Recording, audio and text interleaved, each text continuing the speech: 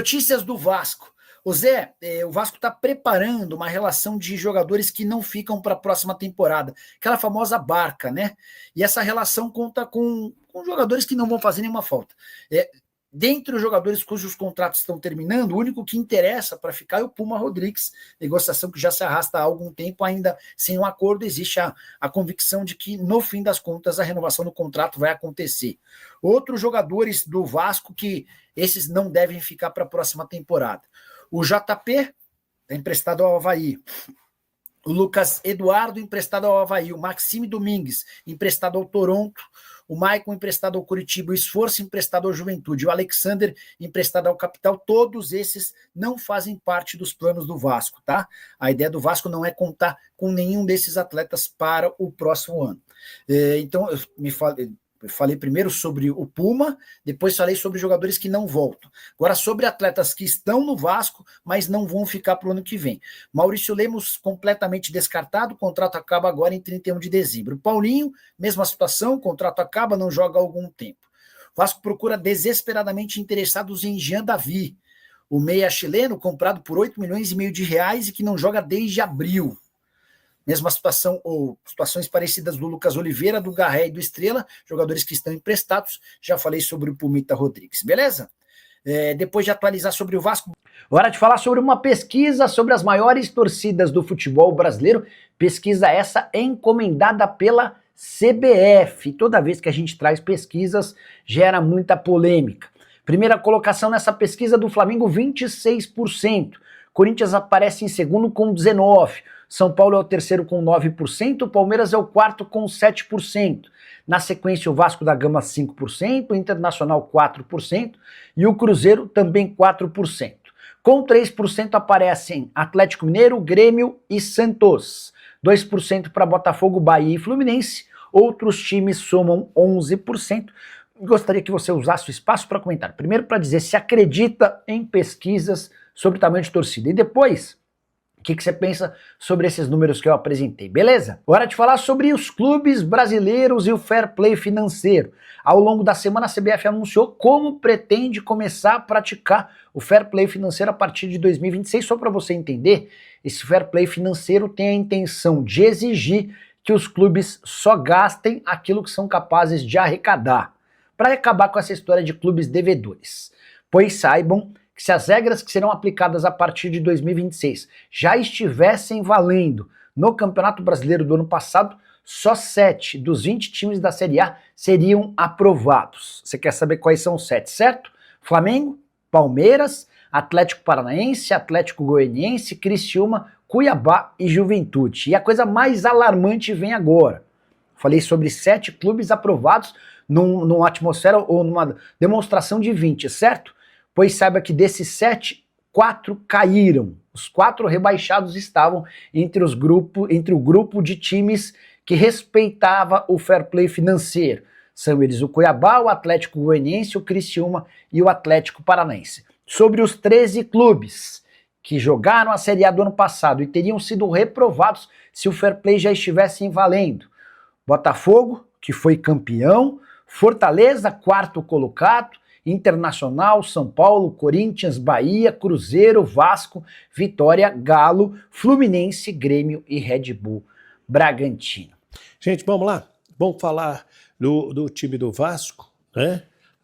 Antes, deixa eu trazer essa notícia aqui. Xavier Arcasgota, né?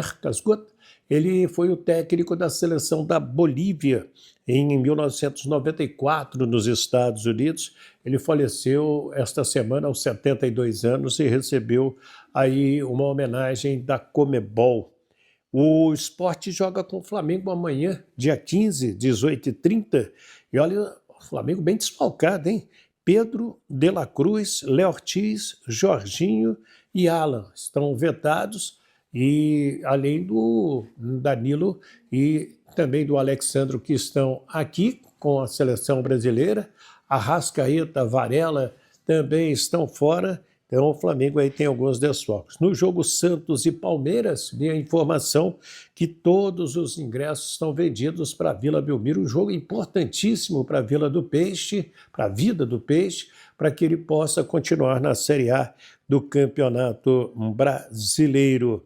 E no Campeonato Carioca, na Copa Rio, Sub-17, nos pênaltis, deu 5-4 para o Flamengo em cima do Vasco da Gama. Agora, falando de Grêmio e Vasco da Gama, o time tem alguns desfalques, como o Cuesta, o Puma, também o Andrés Gomes, que estão fora na seleção. O Paulo Henrique foi expulso contra o Juventude, tem que cumprir a suspensão. Então, o Tietê pode ser lateral pela direita. O Thiago Mendes, que não é relacionado já há algum tempo, deverá entrar neste meio de campo. E o Hugo Moura na zaga, esse aí já jogou várias vezes nesta posição. E o Verratti ocupa o lugar do Andrés Gomes. Que interessante, né? Tudo isso que a gente está vendo aqui em termos de montagem devido à data FIFA, os jogadores não chegam a tempo e o Fernando Diniz, então, está mexendo e mexendo muito no time do Vasco da Gama. Gente, já que eu falei no Paulo Henrique, me chamou muita atenção na primeira pergunta feita hoje aqui em Londres ao técnico do Brasil, Carlo Ancelotti, lá no Emirates Stadium, local do jogo de amanhã com a seleção do Senegal. Foi meu amigo Carlos Gil, da TV Globo, que perguntou sobre quem? Isso mesmo, o Milito, o Éder Militão, ali na lateral direita. E o Carlo Ancelotti falou do Éder Militão e citou ainda o Wesley e Wanderson. Ele não falou no Paulo Henrique.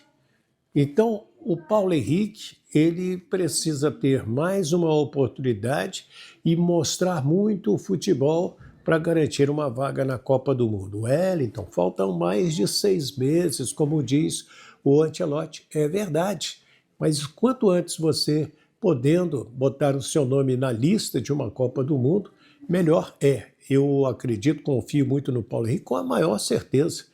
Gosto muito do futebol dele, gosto dele como pessoa.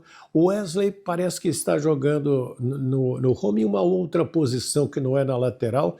E o Militão, de lateral direito, ao meu sentido, eu quero o seu comentário, de que sem a bola o Brasil fica com 3 zagueiros. Militão, Marquinhos e Gabriel Magalhães. Você também concorda comigo? Então, vamos ver o Carlo Ancelotti falando